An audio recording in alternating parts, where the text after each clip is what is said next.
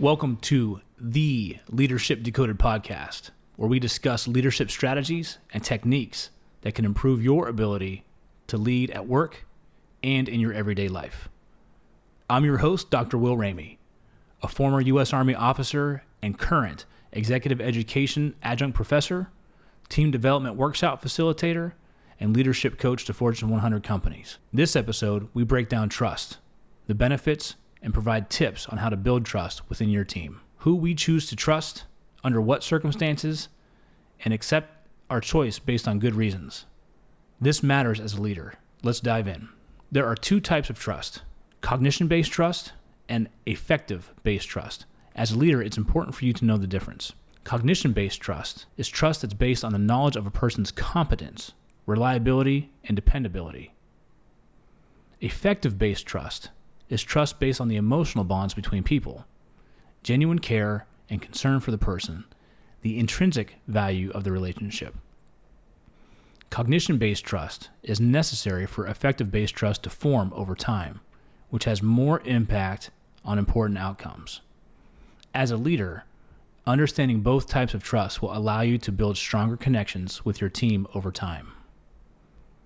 So let's take a look at the benefits of both types of trust.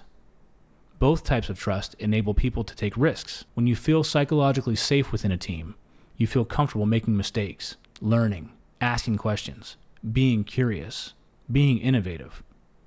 What is it costing you when team members don't feel that they can vocalize creative ideas, try new ways of working, or do things differently in an effort to explore something new because they don't feel they have your trust?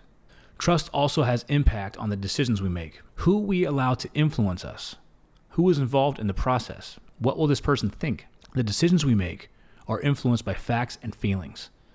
The reciprocal cycle of trust plays a key part in this. When we think about affective-based trust, how does it feel when you get advice from somebody, when you get insight from somebody? Who do you let influence you? How do you build connections with your team members so you can influence them? Trust also affects how we feel. Think about times at work where you've thought to yourself, I don't know about that. I've been burnt by that person before. This indirect effect of being second-guessed, micromanaged, or retaining control of everything is a result of the lack of extending trust or a feeling as if you are not being trusted. The results are typically never positive. You hold higher levels of stress, self-doubt, negative self-talk can start to form when you don't feel trusted by your team or by your boss.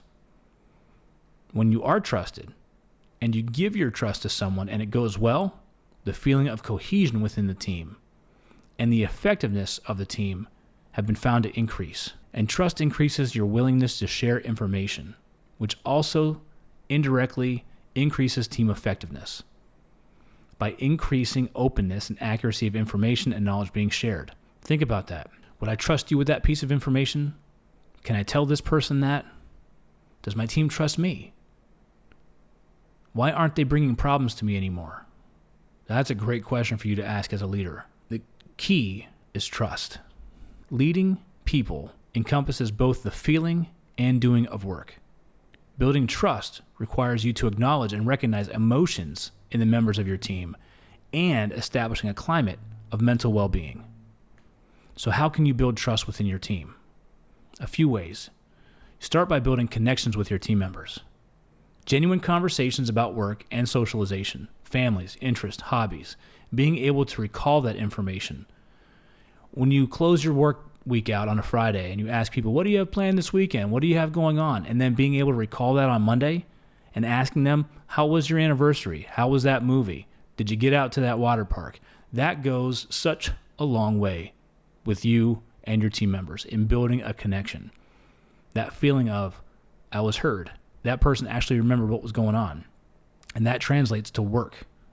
When you talk about resourcing and problems and communicating. Communication is communication. How you can build trust also? By establishing a common ground. Be wary of being the one-upper. When you hold a leadership position, that position on the organizational chart means something. It's difficult, especially for new leaders or emerging leaders and even senior leaders, to take time to want to connect with your team by sharing similar stories.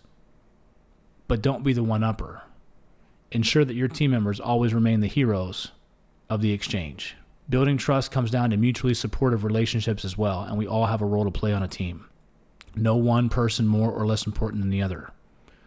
To be able to extend trust and receive trust means that you have role clarity. You are not leveraging your positional authority. You're able to reach out and work together and acknowledge outwardly that everybody has a role to play. Everybody is contributing to the success and the outcomes of our team. And knowledge sharing. Understanding that knowledge sharing in a team is not automatic. Being able to foster practices that help you exchange knowledge, share information with people, have people share information with you, giving them access to the information they need, whether that be posting data publicly or creating a communication board or communication wall. For example, by offering new ideas and challenging technical solutions and stimulating new approaches to work, leaders can instigate team discussions and reviews, which lead to team knowledge sharing, setting the example and signaling that the open sharing of ideas and information is important and valuable for the team. Communication exchange becomes the process, it becomes the norm, and people can trust that they have the most accurate information to move forward with. And sharing leadership, inviting team members to give background briefings, presentations at crucial team meetings, rotating the role of who facilitates conversations, delegating different leadership responsibilities to different members of your team so they all have a part in being able to influence one another will help build trust. Building trust can be distilled down to consistent, predictable behaviors that enrich mutual support, participative decision-making, and empowering your team members. Now, being able to enter a team as a leader is a difficult moment. As we talked about earlier, team composition transition changes the level of trust. I've transitioned into a dozen different teams throughout my career. And as a team leader, I've taken a very similar approach to each time that I've adapted into a team, each time that I've joined a new team. And this approach has worked wonders. I start out by having one-on-one conversations with my team members, get to know you conversations. I typically don't bring up work. I typically bring up who people are. How does it feel to be here on this team? How are you motivated to come into work each and every day? I don't talk about performance. I don't talk about key performance indicators. I don't talk about any of that. What I stick to is who you are as a person. And I give that person an opportunity to hear my story, but I ask permission. Is it okay if I share a little bit about who I am? 90% of the time they want to hear. Occasionally you get that person that could care less. And that's okay, because you're starting to find out what footing you're on. You're starting to extend that trust by being open and being vulnerable. The competencies I have are on my wall. My degree hangs. My medals that I was awarded in the Army. Who I am is different than what I've accomplished. What I accomplished will start off setting the tone for cognition-based trust.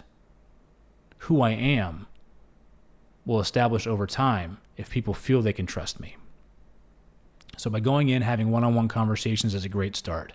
The second thing I do is meet people where they are. I allow them and give them opportunity to teach me more about what it is that you do. What roadblocks are you having? Who do you contact? Who do you connect with inside and outside of our team? I use this information to my advantage to be able to leverage connections with my peers. I understand my team members' perspective, roadblocks, and then I go out and help find them solutions to make their job easier. Then I hold regular and recurring meetings with my team members, my check-ins with them. How you doing? How you feeling? What's going on in your life? What's going on at work? It's easy to say that we can flip a switch and separate who we are and what's happening outside of work in your home life and don't take it in with you to work. But that's not part of the human experience. The feeling and doing of work. Recognizing weddings, milestones, anniversaries, funerals, mandatory. Take time to reach out, make those phone calls, and check on your team when things aren't going well. And when things are going well, make sure you acknowledge that as well. Knowing what's happening in their life ties that bond to you here at work. Understanding how they feel when they show up at work impacts that team's performance. And that is cyclical over time. I have found this is what works for me. As a team leader, understanding my people, being able to call them by name, knowing something about them personally, being involved with them just enough to understand their job at work without micromanaging, and giving them the space to voice their concerns and opinions, share their thoughts and feelings, participate in decision-making, leads to bonds of trust that move past the cognition and into the affective over time. It gets past the what I've done, and we move to who we are. And that's what sets us apart as teams. As a leader, to gain trust, you have to show up competent and with high moral character. To extend trust and receive trust, you must be conscious of your behaviors. To leverage the strength of trust within your team members, you should set the conditions where team members are empowered, support each other, and feel included. If you've enjoyed today's episode, be sure to subscribe to the Leadership Decoded Podcast and share it with your fellow leaders. We value your feedback, so please leave a review, drop a comment, let us know what topics you'd like us to explore next. Stay curious, stay connected, and keep empowering your teams to reach new heights. See you in the next episode. Thanks for joining me today on the Leadership Decoded Podcast. To explore more of what's happening on the stacks, head over to youtube.com/onthestacks. If you want to keep the conversation going, connect with me on LinkedIn. If you're interested in learning more about leadership and team development workshops for your organization, don't hesitate to reach out. I'd love to have a conversation to find out how I can help serve you. I'm your host, Dr. Will Ramey. Be well, my friends.